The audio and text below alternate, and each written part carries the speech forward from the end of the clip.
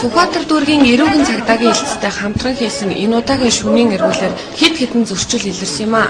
Хамгийн их сэтгэл эмзэглүүлсэн зүйл бол яахын аргагүй биеэ үнэлэгчдийн нас эрс залуужж байгаа явдал. Тэгэхээр дээдхэн суудлаа олохгүй бол доотх нь гүйдлээ олохгүй гэсэн манай эртний монголчуудын хэлсэн үнэн бас гашуун үг байдаг.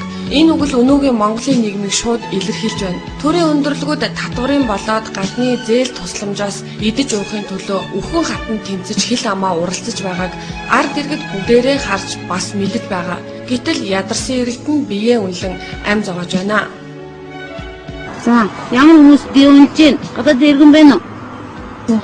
Бид чиглэлээ. Чиглэж. За, хаана нэг гараад ирдэ? Одоохондоо байна. Яагаад одоохондоо байхгүй? Хөдлөсөн.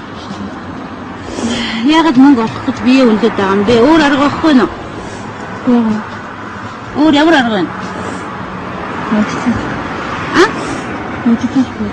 Ямар хөө яагаад аргагүй гэж ажил хийж болдго юм бол яагаад аргагүй гэх юм гэж юу гэж ойлгоо? Өөсөө сургууль төсөөгөө яаж сургууль төсөөгөө сайдаа ажиллах гэж үзсэн. Хэдэн настай чи? 18. За хэдийнээс ихтэй бие үлдэх болсон. А? Тэгвэл дарамт авчихсан уу? Хэдэн дарамт авчихсан? Баярлалаа. Тэгээд ингээд болж болдгоо юм уу? Наасан манай тэр өнөө өшөж жоохон байхгүй. Түүний хэлж байгаагаар бол 9 ам бүлтэй тэдний гэр бүлийг тэжээх хүн байхгүй, бие үнэлэхээс өөр арга олдохгүй байна гэж байсан. Бие үнэлээд жил гарan болжээ. Ерөн сүүлийн үед өсвөр насныхны бие үнэлэх явдал харьцангуй ихссэн. 14 настай бие үнэлэгч баригдаж байсан тохиолдол байгаа. Тэгэхээр Монгол цусаа цэвэр ариунаар нь хадгалж үлдээх ирээдүйн эхчүүд маань өдий бага наснаасаа мөнгөний төлөө ариун биеэ худалдаж байгаа нь Монголын эмгэнэл яах аргагүй мөн. Түүнчлэн шалгалтын үеэр 11-р хороололт байрлалтай фүүшн буудлаас нэг шөнийн доторл гэхэд 30-аад хятад иргэн залуу охтуудтай зугаацж байсан нь баригдсан. Тэдний 8 нь бичиг баримтын зөрчилтэй байгаа. Ерөн сүүлийн жилүүдэд хятадтай хамгийн доод түвшинд ордог иргэд Монгол улсад маань орж ирээд элдв болж бүтэхгүй хийдэг болсон нь үнэхээр худлаа биш. Энэ бол бас нэг эмгэнэл. Ямар вицтэй орж ирсэн? Наа хүмүүс Маргааш. хэмээн. А? Орч. Хаас ханаа. Шингэсэ.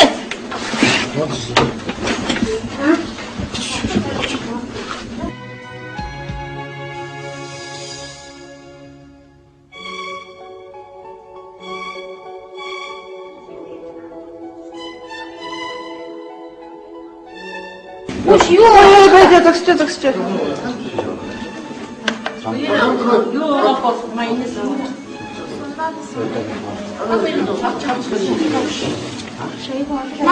Манай энэ усахгүй юм.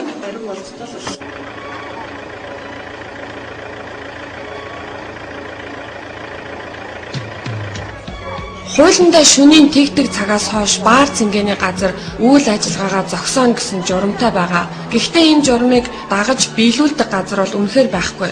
11-р хорооллын Холливуд баарл гэхэд шөнийн тэгнэг цагийн үед дүүрэн хүнтэй бас ихэнх үйлчлүүлэгчд нь оюутнууд байсан. Тэдний дунд насанд хүрээгүй хүүхдүүд ч байсан юм а.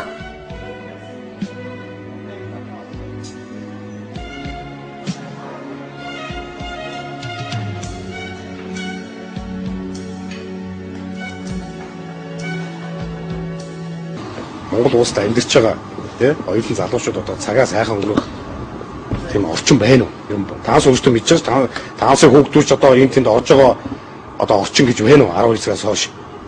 Тийм биз дээ. Тэгэл одоо яг хуулиндаа бол 0 цагаас хойш бар ресторанд ажиллаж болдгоо гэдэг хуультай тийм биз дээ. Бүгд мэдж байгаа тэрийг бол. Тэгэхэд 11 12 гээл залуучууд одоо яаж юм бэ? Дийлэх залуучууд л тийм диско залан л орж байгаа шүү. Үгүйсгүй тийм л байгаа юм чи. Бид бичгүүнтэй чи алга хийчихвэл яах юм? Тэр болгон бичгүүнд дагаж явдгүй шүү дээ. Данс үүстэй мэдж байгаа. За байгаа нэг нь үнэлэхдээ оюутны үнэлтэд эргэсэн нугастай манай доотлын хамгаалагчдад бүгдийг шалгадаг. Үнэхээр л залуучуудын чөлөөт цагаа зөв болгосон өнгөрүүлэх газар Монголд л шүн байтугай өдөрч байхгүй. Гэхдээ нөхцөл ийм байна гэд арх согтууруулах хундаа хэтрүүлэн хэрэглэж биеэ үнэлэх нь яагаад ч зөв гарт биш. Хизээ нэгэн цагт таны амьдралд сайхан зүйл тохиолдоод амьдралаа шинээр эхлэх гэтэл өнгөрөөсөн амьдрал чинь сөхөгдвөл яах вэ? Нөгөө талаас хоромхон зуурын жаргал хэдхэн төгрөгийн төлөө амьдралдаа нөхөж баршгүй хохирол сэтгэлдээ мартагдашгүй хар сүйдэртэй үлдэхгүй залуучууд бидэнд сонголт байгаа.